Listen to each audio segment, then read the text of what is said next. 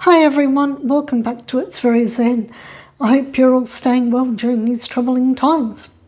I'm back today with a deck review. The new deck from Radleigh Valentine, the Angel Wisdom Tarot. Now, I was really upset when Doreen and he parted ways. I thought they were a great partnership, and I'm really glad that he has gone on his own to create his own deck, because I really like the little twists that he adds to it, the layers, his little twists on interpretation, I think really adds a lot to his and Doreen's decks. So I thought I'll give it a go on his own, and I was not disappointed. I want to say straight up, well done, Radleigh. I really love this deck. Now, in typical Hay House fashion, really sturdy box. Love their packaging. And look at how thick this is. I thought, man, these cards are going to be really thick, because if any of you out there who have bought Hay House in the past, their cards are very thick, very sturdy.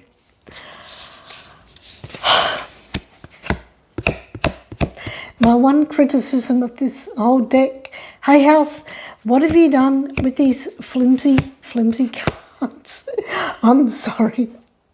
However, on a positive spin regarding cardstock, and I know it's a silly thing to get hung up about, but hey, cardstock is part of review. I know a lot of people who are really particular and fussy about cardstock. I will say, though, in its defence, that some of my older decks that are really thick, they have actually not begun to peel, but I can see that eventually the cardstock the layers are going to peel. And yeah, don't get me wrong, they're not super flimsy. They're sturdy enough. It's just for your information.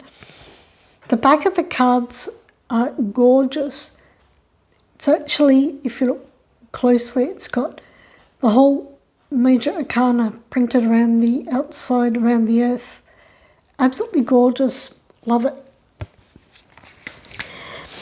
Now, being Radleigh, he on his own has continued with putting his little twists and interpretations and changes in his decks. Now, I don't have a problem with that, because look at the size of this guidebook. Huge. Now, not only is this really good because he's put his own little spin on things, but I really like it when creators do go a little off the traditional Rider-Waite path. I like a good guidebook to explain why they went that way, what inspired them. And I find it adds a lot of layers to my readings, it adds to my interpretation. I don't need this to tell me what the cards mean per se. I just like the background story, if you will. So there's that huge amount. Now, some of the cards in the major arcana, I'll go through and we'll have a chat. Here we have Balance, which he has renamed from Temperance. Now, to me, it makes sense. Temperance, to me, is all about moderation, having balance. He's written a few little messages down the bottom of all the cards. And apart from the number, as it's the Angel Wisdom Tarot, each card is related to a particular angel. And there's a little symbol down here indicating what angel corresponds with each card. And I think That's why the guidebook is so big, because he really does go into depth explaining his method behind the madness, if you will. So there's that. I have no issue with the Fool being the dreamer, not at all. Now, some of the other cards he's done with Doreen, I believe does correspond with the angel Metatron, so that's cool.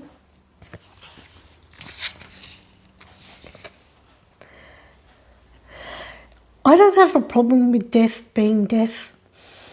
It totally doesn't bother me. One thing though that I do like is that, even though I guess it's supposed to be a unicorn, it's white.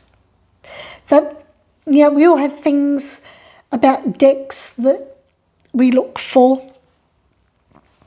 I know a lot of collectors who have pretty much deal breakers. If a card hasn't got something that they particularly look for, it ruins the deck for them. One of the things I really like to look for is death with the pale horse. So ticks for that.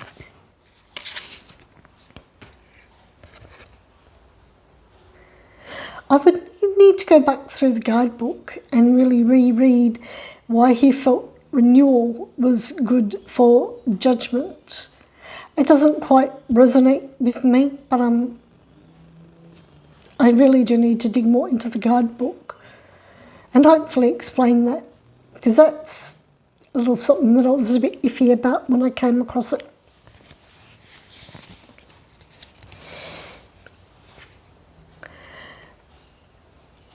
Ego for the devil, don't have a problem with that at all.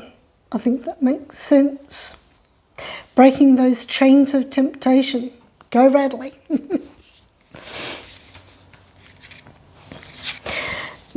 Speaking of things that make or break a deck for people, not only do I like to see death riding a pale horse, I really love a good set of aces. And I don't know how I feel about these. They're not the best depiction I've ever seen. They're not the worst. Now, as part of his putting his own twist on things, instead of the traditional suits of pentacles, etc., they're named after elements. So, for pentacles, we have the element of earth, not a problem. Down the bottom, along with his message, he's also got the corresponding angel here.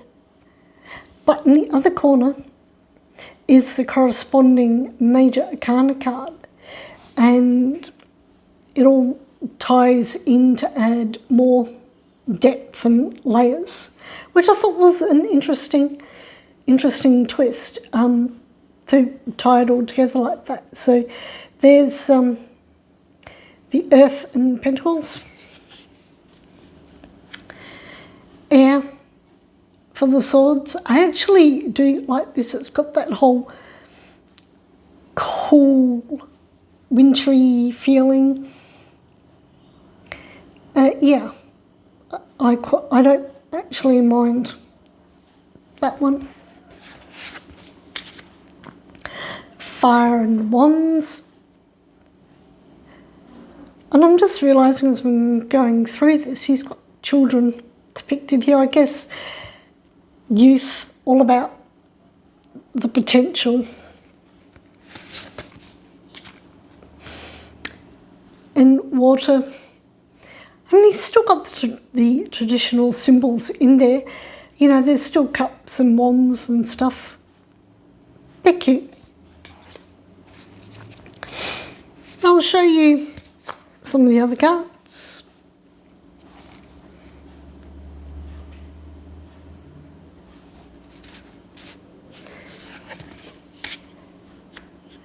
Now, there's no cartoony caricature drawings.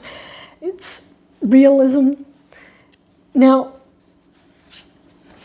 you either love it or hate it when cards actually have real people as opposed to drawings. I quite like to have real people. That doesn't bother me. I would rather have real people than something that looks like a child has drawn it. I'm sure if you've seen cards out there, there's quite a lot that are just, they look hand-drawn by little kids. And that style of artwork on cards just does absolutely nothing for me. I love this. I think this is pretty.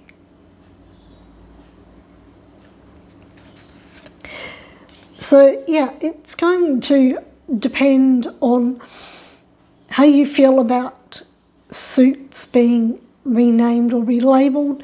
It's going to depend on what style of artwork you prefer. And it's going to depend on whether you have beef with the Major Arcana being renamed. However, I find with all my decks, no matter what, in my mind, I've always got the Rider-Waite in my head.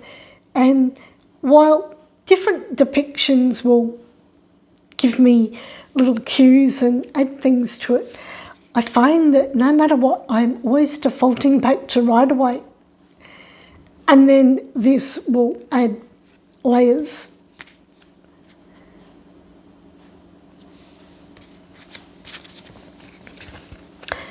Just a few more.